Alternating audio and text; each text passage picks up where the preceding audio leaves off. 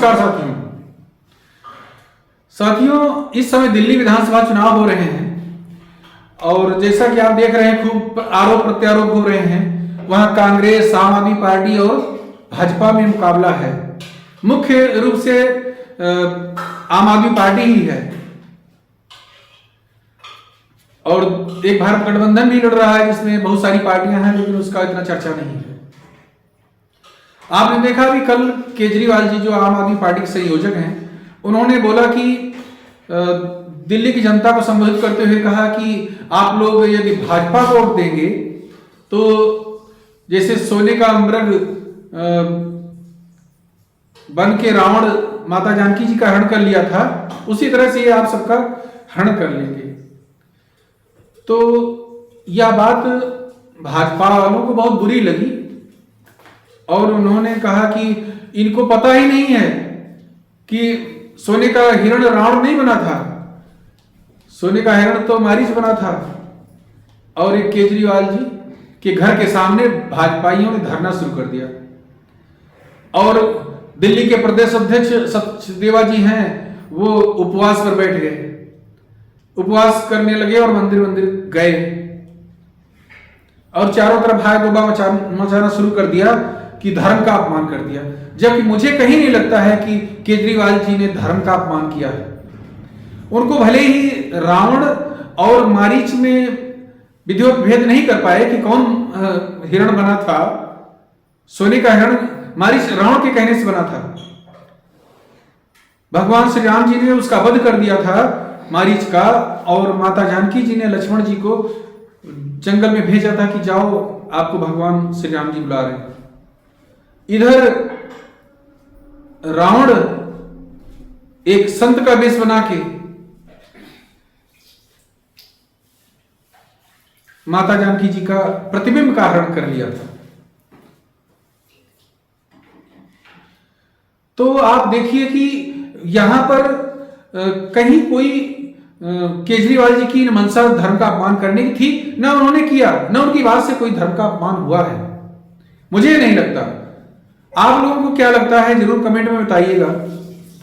और भाजपा जो केजरीवाल जी पर चुनावी हिंदू होने का आरोप लगाती है, वास्तव में इससे हमें और हम समझते हैं जो भी हिंदू धर्म के प्रति अच्छी सोच रखते हैं उन सबको पीड़ा होती होगी कि वास्तव में चुनावी हिंदू तो भाजपा है।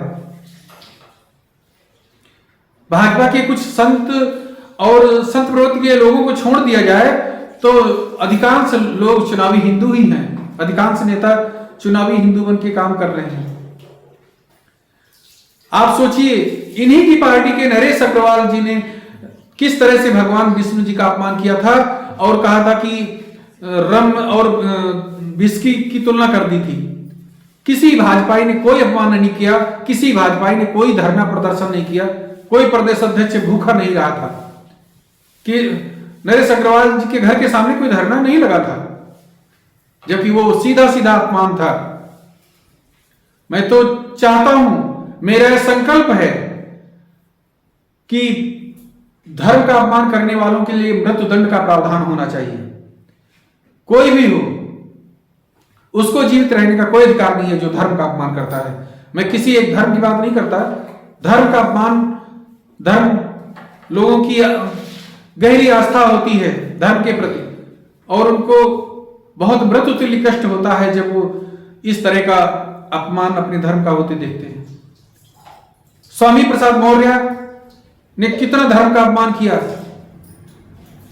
किस तरह से उन्होंने धर्म ग्रंथों को जलाने का प्रयास किया, लेकिन एक भी भाजपाई, कोई भाजपा का बड़ा नेता उपवास पर नहीं बैठा कि स्वामी प्रसाद मौर्य के घर के सामने धरना नहीं लगाया।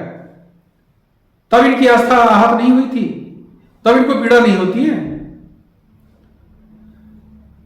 स्टालिन वो कहता है कि धर्म, हिंदू धर्म मलेरिया है, डेंगू है, तब भी भाजपाइयों को कोई पीड़ा नहीं होती। लेकिन केवल वोट के लिए ये ड्रामेबाजी करते हैं, वोट के लिए केवल धरना लगाते हैं और केजरीवाल जी को घेरते हैं, जबकि उन्होंने कोई धर्म का अपमान नहीं किया। मुझे नहीं लगता कि वो कहीं से भी धर्म का अपमान है इसमें। रावण और मारीच दोनों राक्षस हैं। एक राक्षस हिरण बना और दूसरा राक्षस साधु के वेश में माता जानकी जी के प्रतिबिंब का हरण किया।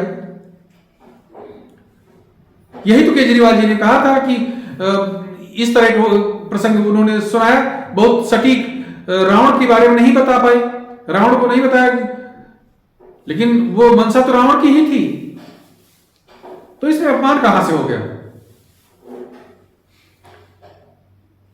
भाजपा अपने आप को बहुत धर्म का ठेकेदार बताती है, लेकिन वास्तव में 2014 के बाद में धर्म की जो जननी है, जिसको धर्म का केंद्र माना जाता है, सारे देवी देवता और भगवान के अवतारों ने आके जिस गौ माता की रक्षा की, भाजपा ने आज तक कोई गाय नहीं बचाई। आप देखो गौमांस निर्यात हो रहा है, कोई रोक टोक नहीं है, बल्कि मांस निर्यात में भारत पहले स्थान पे पहुंच गया इसी भाजपा के शासनकाल में। और भाजपा जो कांग्रेस और सपा बसपा टीएमसी राजद इन सब पर आरोप लगाया करती थी कि ये सब तुष्टीकरण करते हैं, लेकिन भाजपा क्या कर रही है? केंद्र की भाजपा तृप्तिकरण में जुटी हुई है।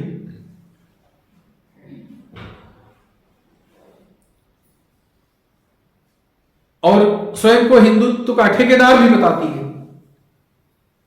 गाय खत्म हो गई, गौशालाओं में, गौ आश्रय केंद्रों में मरणासन्न कुछ गायें हैं। पॉलीथीन कचरा खाने वाली गाय भी अब गायब हैं। जहां झुंड हुआ करते थे, आज वहां उन कचरे के ढेरों पर कहीं एक दो गाय मरणासन्न स्थिति में है। गांव में 20-50 गाय हुआ करती थी 2014 से पहले। आज गांव में आप घूम कर देख लो, कहीं एक गाय भी आपको नहीं मिलेगी। कई 10-20 गांव में जाओगे तो कहीं 2-1 गाय मिल जाएगी, जो बहुत आस्थावान लोग होंगे। वो हमने देखा है, कुछ ऐसे हैं जिनके घर में खाने की व्यवस्था नहीं है, लेकिन वो गाय पाले हैं, बेचारे आज भी पाले हैं और गाय के लिए ही वो जीते हैं, लेकिन उनको 2 रुपया सरकार नहीं देती है। और गौ आश्रय केंद्रों को जो भूखों मार रहे हैं और गाय समाप्त होने देते हैं, उसी में मर रही हैं और मर जाती है, फिर भी उनका पैसा आता रहता है। वहां पैसा 30-40 रुपया जाता है, लेकिन गांव में गरीब को गाय पालने के लिए 10 रुपया भी प्रतिदिन के हिसाब से नहीं दिया जाता। यदि सरकार यही कर देगी, उनको सबको राशन कार्ड ही बनवा दिया जाएगा। ये ढिढोरा पीटते हैं कि हमने 80 करोड़ लोगों को हम दे रहे हैं। अरे वो 80 करोड़ लोगों को आप दे रहे हो, 80 करोड़ और मिल जाएंगे आपको जिनके पास राशन कार्ड नहीं है। गांव में ढंग से सर्वे तो हो।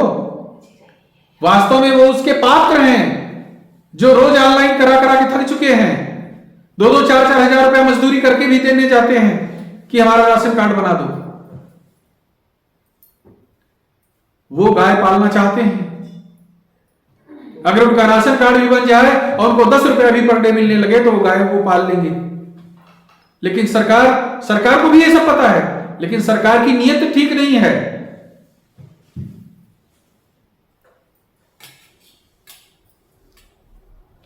सरकार के जो ध्येय हैं वो ये नहीं है कि हिंदुत्व बचे और गाय बचे। ये होता तो आज प्रत्येक गांव में, प्रत्येक परिवार में गौ पालन हो रहा होता। लोगों ने सोचा था जब भाजपा सत्ता में आएगी, बहुमत में, केंद्र में, तब प्रत्येक गांव में चारागाह छूट जाएंगे।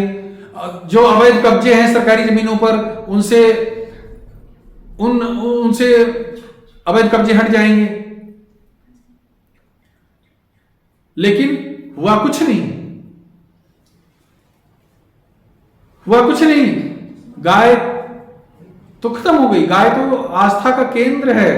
वो गाय जब और यही नहीं, नरेंद्र मोदी जी ने तो गौरक्षकों को गुंडा तक कह दिया और उनका पुलिस से डोजियर तैयार करवा दिया।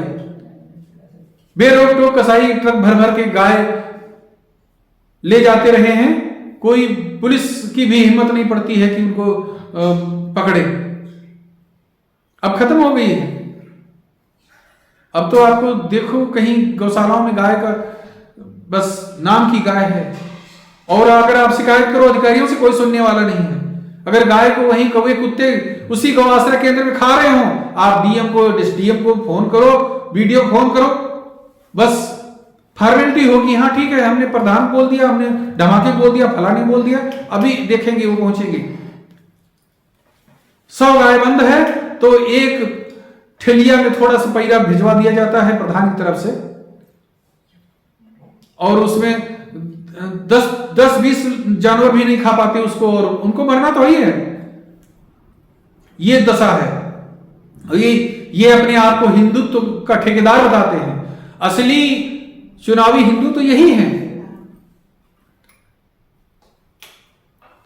आप लोग विचार करो इस पर, और विचार करके कमेंट में जरूर बताओ कि वास्तव में चुनावी हिंदू केजरीवाल जी हैं या भाजपा के अधिकांश नेता हैं जो जिनको गौ माता से प्रेम नहीं है, जो तृप्तिकरण में जुटे हैं। तुष्टिकरण की आलोचना करते थे कभी सत्ता में जब बाहर थे, और आज वो तृप्तिकरण में जुटे हुए हैं। अल्पसंख्यक के लिए 300 योजनाएं चला रहे हैं। चुनावी हिंदू कौन है? इस पर विचार करने की, मनन करने की जरूरत है। धन्यवाद। जय हिंद, जय भारत।